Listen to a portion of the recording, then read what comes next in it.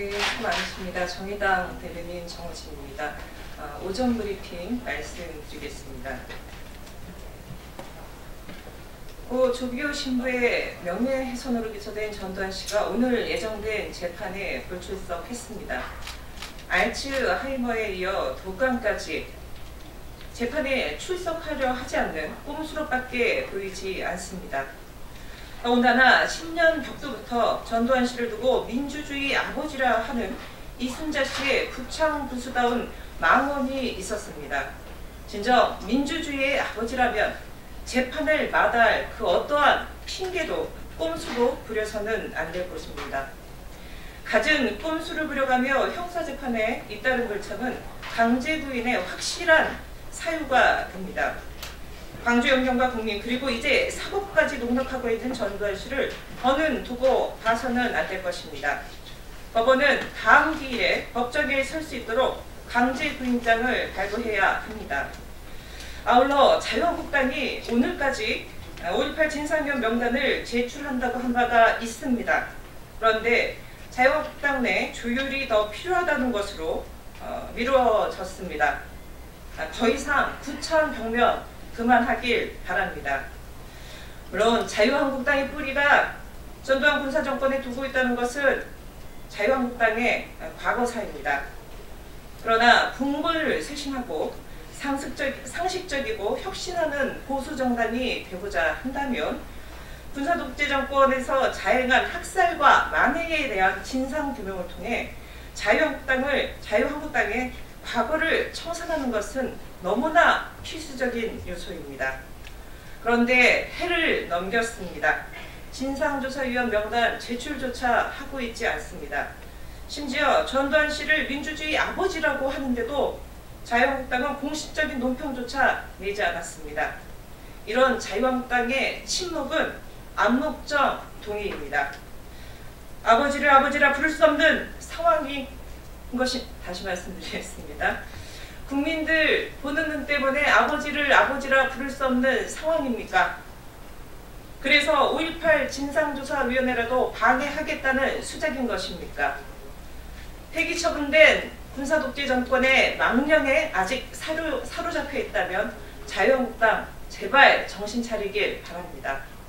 아울러 5.18 진상규명 방해를 당장 멈추고 자유한국당은 자유한국당 목사의 추천위원 명단을 다시 말씀드리겠습니다. 아울러 5.18 진상규명 방해를 당장 멈추고 자유한국당 목사의 위원 추천권을 반납해야 합니다. 다음은 양승태 전 대법원장 관련돼서 말씀드리겠습니다.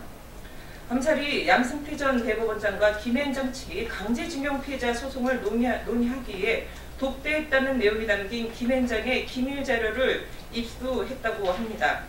양 전 대법원장은 2015년과 16년에 걸쳐 3차례 이상 김앤장을 만나 강제징용 소송에 대한 상세한 정보를 주고받으면서 재판에 적극적으로 개입했다는 것입니다.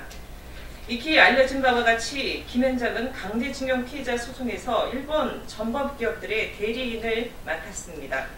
양승태 전 대법원장은 청와대와 결탁해 강제징용 소송을 지연시켰습니다. 양 전 원장은 법원의 적극적인 기호 아래 법망을 비웃으며 미꾸라지처럼 빠져나오곤 했습니다. 그러나 저지른 악행이 워낙 광범위한 탓에 언젠가는 잡힐 수밖에 없었던 일입니다.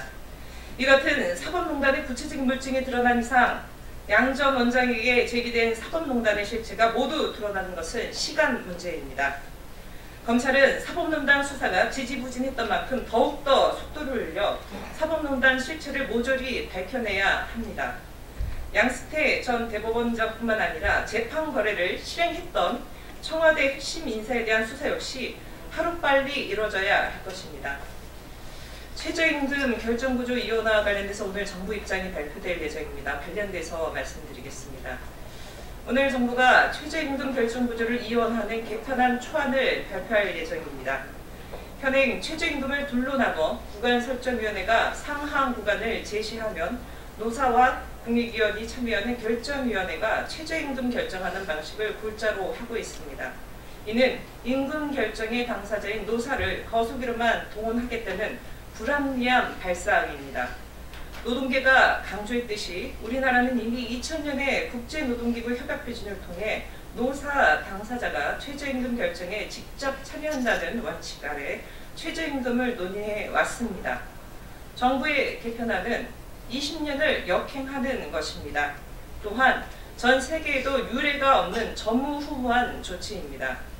결국 이번 개편안은 정부의 최저임금 속도 조절을 위한 양도구역일 뿐입니다.